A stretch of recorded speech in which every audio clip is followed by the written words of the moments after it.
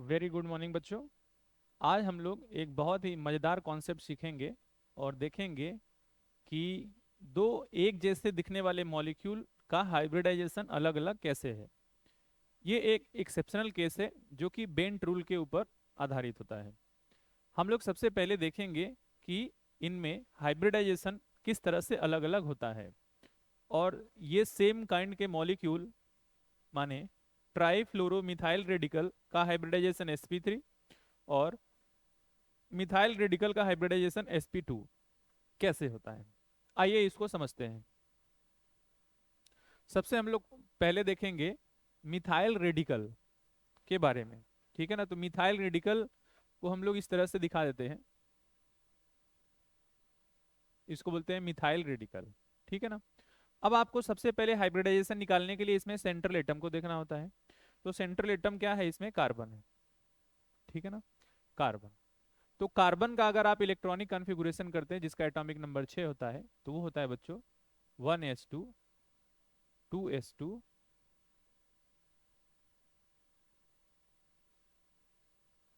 और 2p2। अगर इसका आप ग्राउंड स्टेट इलेक्ट्रॉनिक कॉन्फ़िगरेशन देखेंगे, ऑर्बिटल डायग्राम के आधार पे भरेंगे, इसमें ऑर्बिटल में किस तरह से इलेक्ट्रॉन भरते हैं ग्राउंड स्टेट में, तो इस तरह से हम लोग उनके वैलेंस इलेक्ट्रॉन को भरते हैं। तो वैलेंस इलेक्ट्रॉन का मतलब होता है जो बाहरी सेल में उपस्थित इलेक्ट्रॉन होते हैं उसको हम लोग वैलेंस इलेक्ट्रॉन बोलते हैं। तो टू यानी जो सेकेंड सेल है वो हमारा वैलेंस सेल है। तो 2s2 भरेंगे। आपको पता है कि s में एक ऑर्बिटल होते हैं और यहाँ पे दो इलेक्ट्रॉन भरने हैं, तो इस तरह से भर देते हैं। ठीक है ना। उसके बाद 2p, p में तीन ऑर्बिटल होते हैं और इसमें भी अपने को दो इलेक्ट्रॉन भरने हैं। लेकिन ध्यान रहे, कोई भी एटम बॉन्ड कब बनाता है, ग्राउंड स्टेट में रह के वो बॉन्ड नहीं बनाता है। उसको बॉन्ड बनाने के लिए अपने एक्साइटेड स्टेट में जाना पड़ता है। तो ये ग्राउंड स्टेट से चला जाएगा एक्साइटेड स्टेट में। तो एक्साइटेड स्टेट में जाएगा तो एलिमेंट जो भी होते हैं उनका जो पेयर्ड इलेक्ट्रॉन होता है वो कोशिश करते हैं कि हम मैक्सिमम अनपेयर्ड इलेक्ट्रॉन की तरफ बढ़े। तो ये क्या चाहेगा कि इसका जो पेयर्ड इलेक्ट्रॉन है ये अपना इधर से इलेक्ट्रॉन निकाल के इधर दे दे। तो जिसमें क्या हो जाएगा, यहाँ पे 2s1 हो जाएगा और 2p में 3 हो जाएंगे। तो ये हो जाएगा 2p3। अब आप वो ध्यान से देखेंगे। ओके। अब कोई भी एलिमेंट कितने बॉन्ड बनाएगा तो आपको ध्यान देना होता है कि उसके एक्साइटेड स्टेट में कितने अनपेयर्ड इलेक्ट्रॉन है। ठीक है ना। तो total number of unpaired electron, total number of unpaired electron कितने हैं इसमें, 4। तो कार्बन मैक्सिमम कितने बॉन्ड बना सकता है, तो 4। Maximum bond can form by carbon, तो वो कितना है, 4। अब आपको ध्यान देना है, सबसे जरूरी बात क्या है यहाँ पे, कार्बन कितने हाइड्रोजन से जुड़ा हुआ है। तो कार्बन यहाँ पे 3 हाइड्रोजन से जुड़ा हुआ है, जिसमें कि आपको दिखेगा इसका हाइब्रिडाइजेशन।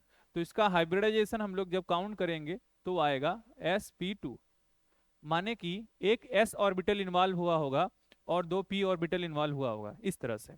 तो यहाँ पे 3 ऑर्बिटल इन्वॉल्व होते हैं, इस तरह से इनका हाइब्रिडाइजेशन हो जाता है sp2, जो सेम एनर्जी के, तीनों का सेम हाइब्रिडाइजेशन होगा और सेम एनर्जी के होंगे। इसमें एक एक इलेक्ट्रॉन डाल देंगे। अब आपके पास फर्दर आप देखोगे तो sp2 के बाद आप ध्यान से देखोगे, जब आपने एक s लिया है और दो p लिया है, इसका मतलब है कि एक p ऑर्बिटल में जो एक इलेक्ट्रॉन है वो बचा हुआ है।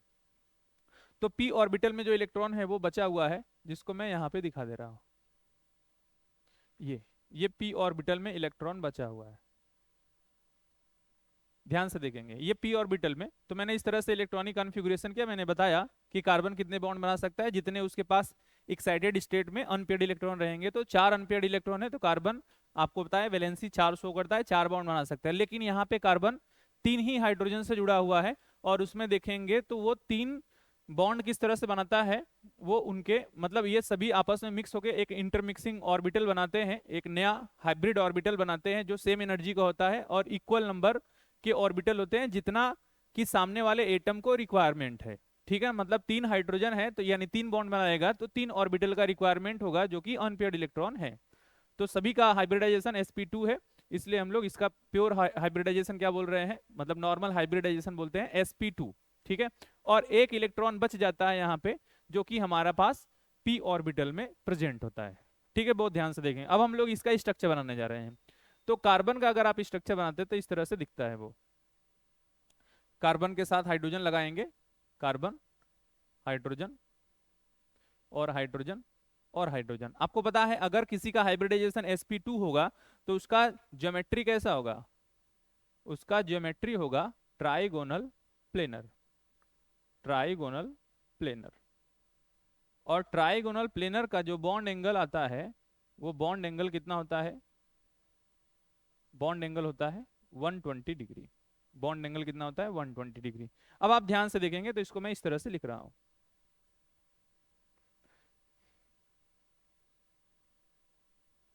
यहाँ पे थोड़ा इसका 3D व्यू देने की मैं कोशिश कर रहा हूँ, तो आप ध्यान से देखेंगे वेज और डैश के फॉर्म में मैं बना रहा हूँ। ये कुछ नहीं है, ये बॉन्ड एक दिखा रहा है कि ये प्लेन में है, और ये वाला बॉन्ड दिखा रहा है वो प्लेन के उस पार है, दूर जा रहा है।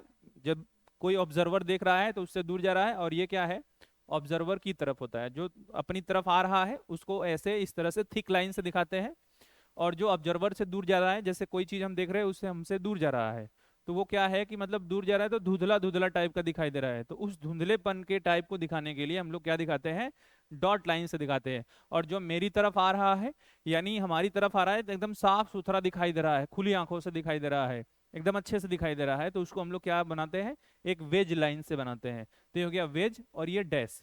इस तरह से इसका 3D रिप्रेजेंटेशन है। बीच का बॉन्ड एंगल देखेंगे तो यहाँ पे 120 120 और यहाँ पे 120। अच्छा, एक यहाँ पे बचा हुआ है जो p ऑर्बिटल, इसको हम लोग इस तरह से दिखा देते हैं, इस तरह से। और यहाँ पे एक इलेक्ट्रॉन भर देते हैं यहाँ पे। अब इसमें होता क्या है ना, इसमें क्या होता है कि ये जो आप देखोगे यहाँ पे sp2 ऑर्बिटल में जो एक एक इलेक्ट्रॉन प्रेजेंट है, इसमें हाइड्रोजन आएगा, अपना एक एक इलेक्ट्रॉन डोनेट करके बॉन्ड बना लेगा, एक इलेक्ट्रॉन डोनेट करके बॉन्ड बना लेगा। तो इस तरह से यहाँ पे बन जाएगा 3 बॉन्ड, एक बॉन्ड CH, दूसरा CH, तीसरा CH। तो यहाँ पे CH CH CH, इस तरह से 3 बॉन्ड बन गए। और यहाँ पे जो हाइब्रिडाइजेशन है वो क्या है, sp2, जिसका ज्योमेट्री क्या है, trigonal planar, bond angle 120 degree देखा जाता है। अच्छा, इसमें और कोई दिक्कत नहीं होता, और इस तरह से यहाँ पे एक नॉर्मल सिचुएशन की तरह होता है, यहाँ पे एक अनपेयर्ड इलेक्ट्रॉन रह जाता है। ठीक है, ये हो गया पूरा मिथाइल फ्री रेडिकल या मिथाइल रेडिकल का पूरा डायग्राम स्ट्रक्चर, और इस तरह से इसका हाइब्रिडाइजेशन। ठीक है ना। अब आगे देखते हैं, कुछ बातें और हम लोग चर्चा करेंगे। पहले एक और जो हमारे पास बचा हुआ है जो एक्सेप्शनल केस है, पहले उसको डिस्कस कर लेते हैं, एक्सेप्शन वाले को, फिर इन दोनों को समराइज करेंगे अच्छे से। तो बहुत ध्यान से देख लेते हैं, ठीक है ना।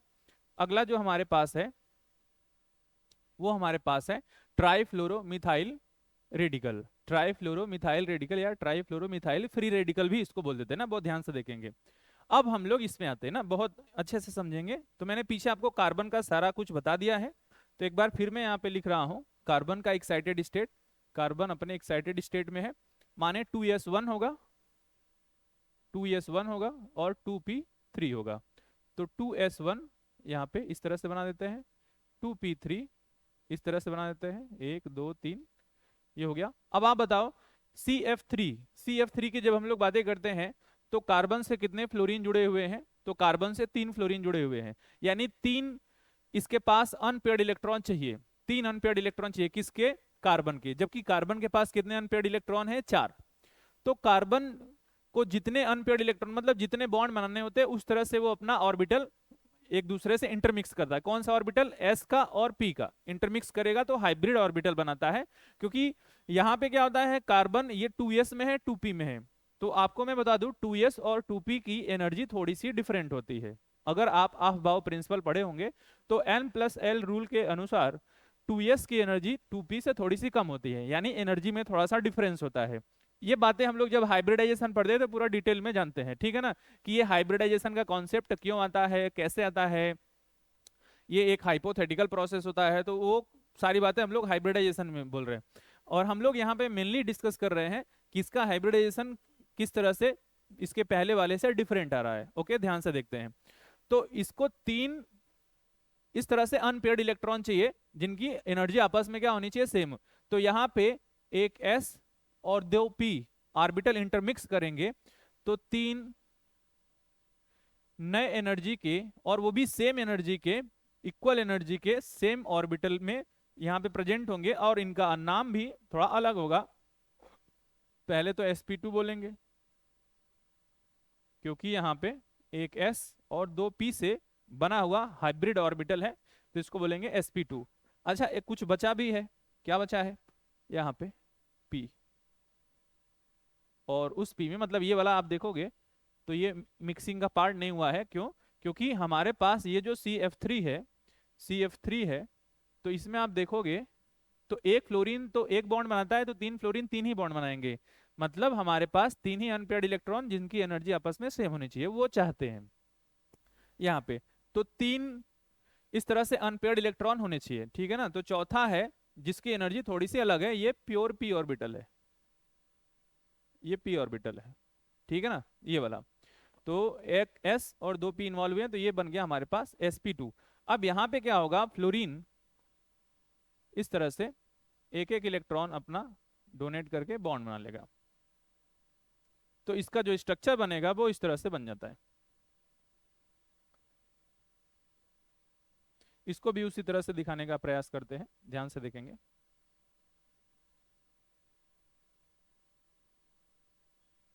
और यहाँ पे क्या है, यहाँ पे क्या है, यहाँ पे क्या है, एक जो p ऑर्बिटल है, ये जो p ऑर्बिटल है इसमें एक इलेक्ट्रॉन है। अब इसमें बहुत ध्यान से आपको समझना है, बहुत ध्यान से समझना है, ठीक है ना। इसको मैं इस तरह से थोड़ा सा समझाने के लिए इस तरह से रिप्रेजेंट कर रहा हूँ, बहुत ध्यान से देखेंगे।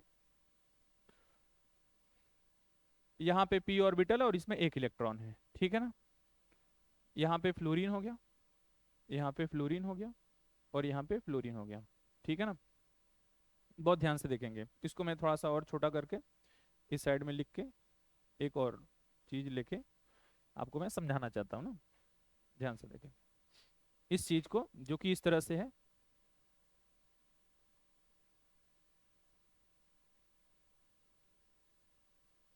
दिखना चाहिए इस तरह से, एक्चुअली दिखना चाहिए ऐसा, ये ऐसा होना चाहिए, एक्सपेक्टेशन है, एक्सपेक्टेड है, बट ये एक्चुअली ऐसा होता नहीं है, ठीक है ना, ये एक्सपेक्टेड है। तो इसको मैं क्या कर रहा हूँ ना, इस तरह से दिखाने का प्रयास कर रहा हूँ कि ये फ्लोरीन है, ये फ्लोरीन है, ये फ्लोरीन है, और यहाँ पे एक इलेक्ट्रॉन है जो कि किस में है, p ऑर्बिटल में। और इसका हाइब्रिडाइजेशन क्या है, sp2 है, बहुत ध्यान से देखना, sp2 है ना। तो अब क्या होता है कि जैसे फ्लोरीन फ्लोरीन की इलेक्ट्रोनेगेटिविटी बहुत ज्यादा होती है, सबसे ज्यादा इलेक्ट्रोनेगेटिव एलिमेंट होता है तो फ्लोरीन होता है। तो फ्लोरीन क्या करेगा, इलेक्ट्रॉन जो शेयर हुआ है दोनों के बीच में, वो थोड़ा सा अपनी तरफ खींचेगा, और खींचेगा, बहुत ज्यादा खींच लेगा, जिससे यहाँ पे क्या होगा, यहाँ पे क्या होगा, p करेक्टर बढ़ जाएगा।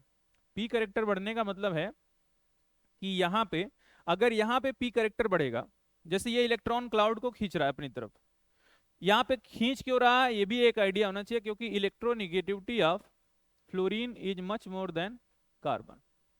फ्लोरीन की इलेक्ट्रोनिगेटिविटी कार्बन से ज्यादा होती है। फ्लोरीन इलेक्ट्रॉन खींचेगा, यहाँ पे थोड़ा माइनस आएगा, यहाँ पे थोड़ा सा माइनस आएगा, यहाँ पे थोड़ा सा माइनस आएगा, और यहाँ पे थोड़ा सा प्लस जनरेट होगा। ये इलेक्ट्रॉन के जो क्लाउड है, ये जो बीच में इलेक्ट्रॉन होने चाहिए कार्बन फ्लोरीन के, वो थोड़ा फ्लोरीन की तरफ शिफ्ट हो जाते हैं। तो जैसे फ्लोरीन की तरफ शिफ्ट हो जाएंगे, तो यहाँ पे ये जो इलेक्ट्रॉन की डेंसिटी है वो थोड़ा फ्लोरीन की तरफ चली गई, जिससे यहाँ पे कार्बन पे क्या आ गया, थोड़ा सा प्लस चार्ज आ गया। अब जब ये इलेक्ट्रॉन खींचेगा, तो ये जो इलेक्ट्रॉन है, ये इलेक्ट्रॉन थोड़ा सा इसकी तरफ और शिफ्ट होगा, और इसका जो नेचर होगा वो थोड़ा स्फेरिकल नेचर यानी क्लाउडी नेचर को वो रीशेप गेन करेगा। जैसे वो रीशेप गेन करता है, क्लाउडी नेचर माने कि थोड़ा स्फेरिकल शेप, गोलाकार शेप लेता है, तो यहाँ पे s ऑर्बिटल, s करेक्टर बढ़ जाता है, यहाँ पे p करेक्टर इंक्रीज हो रहा है, p करेक्टर इंक्रीज हो रहा है। बेंट रूल कहता है कि जब भी कोई मोर इलेक्ट्रोनिगेटिव एटम है, इलेक्ट्रॉन अपनी तरफ खींचता है, तो सामने वाले से वहां पे क्या हो जाता है, दोनों के बीच में एक p करेक्टर का जो परसेंटेज है थोड़ा सा बढ़ेगा, और यहाँ पे क्या हो जाएगा, यहाँ पे s करेक्टर बढ़ जाता है, यहाँ से p करेक्टर बढ़ेगा, और इसमें p करेक्टर बढ़ेगा, और इसमें s करेक्टर बढ़ जाएगा। और जैसे ये s करेक्टर बढ़ता है, अब ध्यान से आप सुनिएगा कि यहाँ पे ये पी करेक्टर को क्यों खींच रहा है, यहाँ पे पी करेक्टर को इसलिए खींच रहा है क्योंकि ज्यादा डायरेक्शनल आपका पी ऑर्बिटल होता है। पी का शेप कैसा होता है, डंबल शेप। तो पी का शेप अगर डंबल शेप होता है तो जो ज्यादा डायरेक्शन होता है, कोई भी मोर इलेक्ट्रोनिगेटिव एटम हमेशा उस ऑर्बिटल को खींचने का प्रयास कर, उस ऑर्बिटल के इलेक्ट्रॉन को खींचने का प्रयास करता है जो डायरेक्शनल हो, जिसकी एनर्जी क्या हो, ज्यादा हो।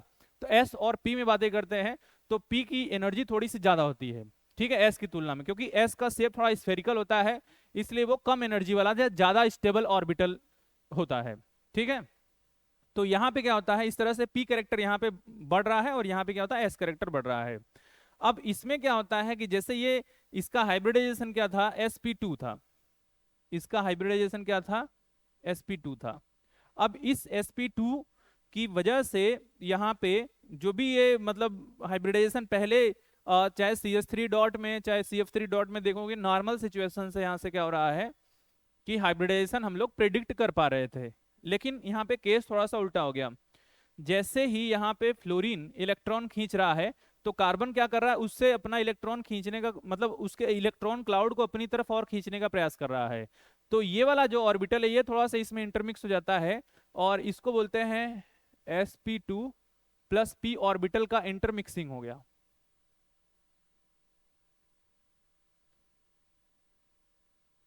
इसमें क्या हो जाता है, sp2 में ये वाला p ऑर्बिटल का थोड़ा सा इंटरमिक्सिंग हो जाता है, इनके इलेक्ट्रॉन क्लाउड का इसमें इंटरमिक्सिंग हो जाता है, जिससे ये sp2 न होके ये क्या हो जाते हैं, sp3।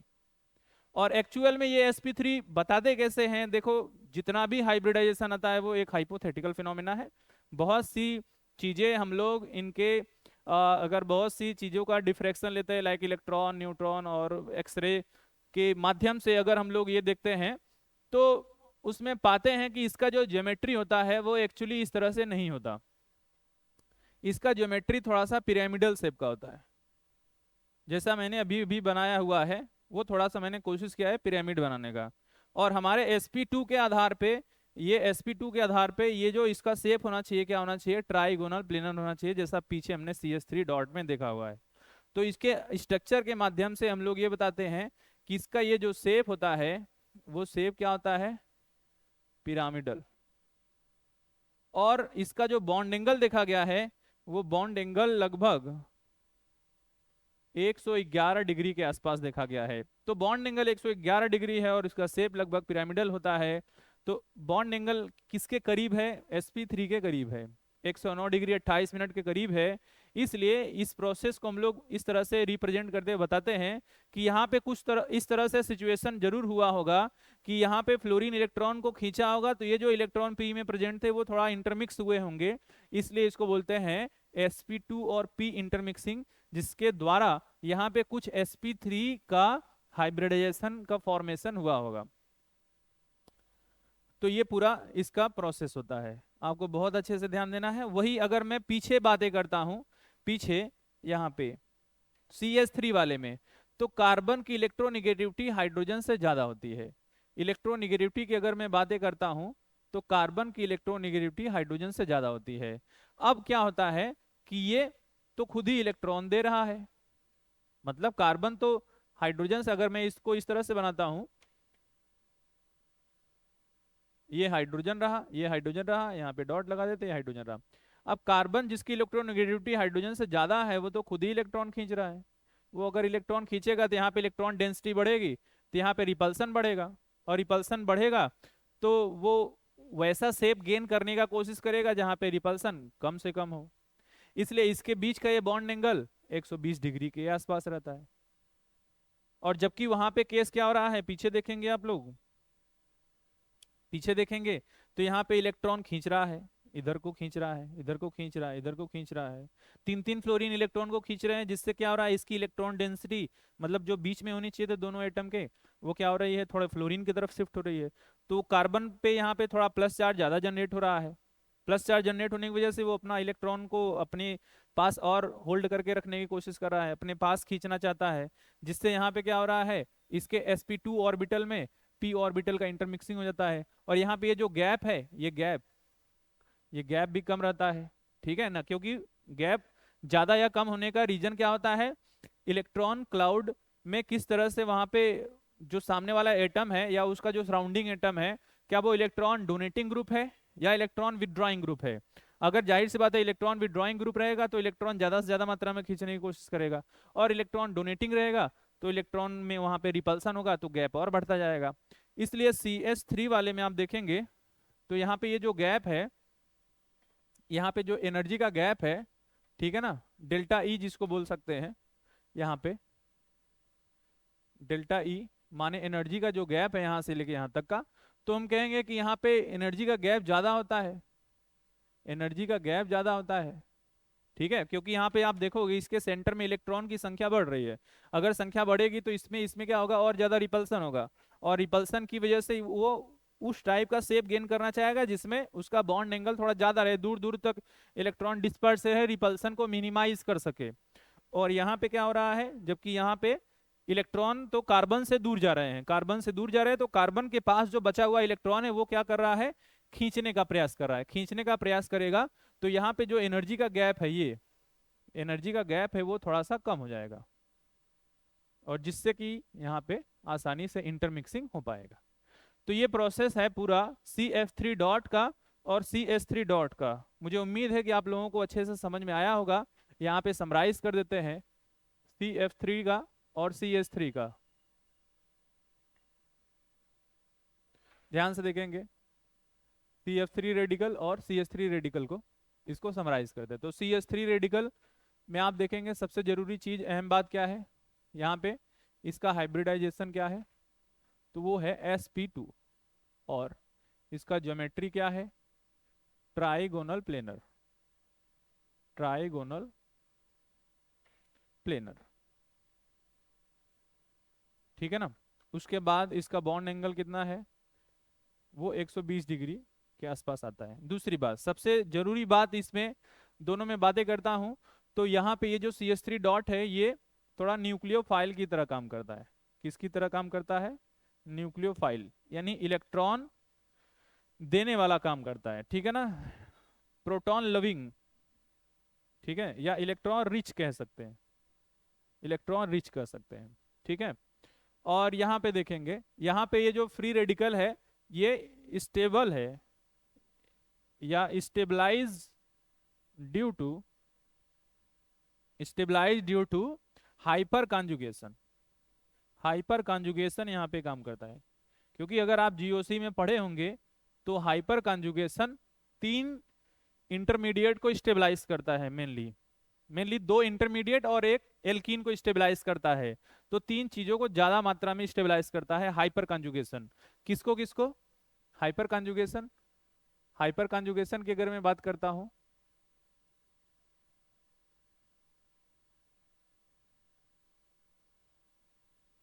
हाइपर कॉन्जुगेशन की मैं बात करता हूं तो 3 चीजों को स्टेबलाइज करता है, एक फ्री रेडिकल को, एक फ्री रेडिकल को, एक कार्बोकेटायन को, कार्बोकेटायन को स्टेबलाइज करता है, और दूसरा दूसरा एल्कीन को, एल्कीन को, ठीक है। ये GOC का पार्ट है। तो यहाँ पे ये जो फ्री रेडिकल ये स्टेबलाइज हो रहा है किसकी वजह से, यहाँ से हाइपर कॉन्जुगेशन की वजह से। अब इसमें बातें करते हैं, इसमें इसका हाइब्रिडाइजेशन क्या होता है, तो होता है sp3, यहाँ पे इंटरमिक्सिंग होता है, और जिससे इसका ज्योमेट्री क्या हो जाता है, ट्राइगोनल पिरामिडल या प्लेनर, ट्राइगोनल पिरामिडल, या सिंपली क्या बोल सकते हैं, पिरामिडल, सिंपली हम लोग क्या बोल सकते हैं, पिरामिडल। और दूसरा बॉन्ड एंगल इसका कितना होता है, लगभग 111 डिग्री के आसपास होता है 110.60 डिग्री, तो इसलिए इसको लगभग बोल देते हैं 111 डिग्री, ठीक है। और ये इलेक्ट्रोफाइल की तरह काम करता है, किसकी तरह काम करता है, बहुत इंपॉर्टेंट है, माने इलेक्ट्रॉन डिफिशियंट होता है, इलेक्ट्रॉन डिफिशियंट होता है। यहाँ पे कोई हाइपर कॉन्जुगेशन काम नहीं करता, और इसकी स्टेबिलिटी उससे क्या होती है, थोड़ी सी कम होती है, ठीक है ना। Do not stabilise by hyperconjugation.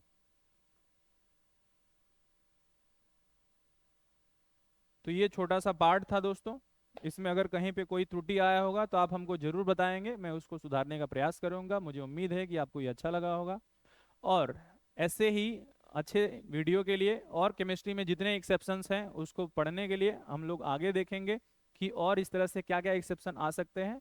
तो प्लीज़ आप लोग इसको जरूर देखिएगा और बताइएगा कि कैसा लगा। Okay, thank you.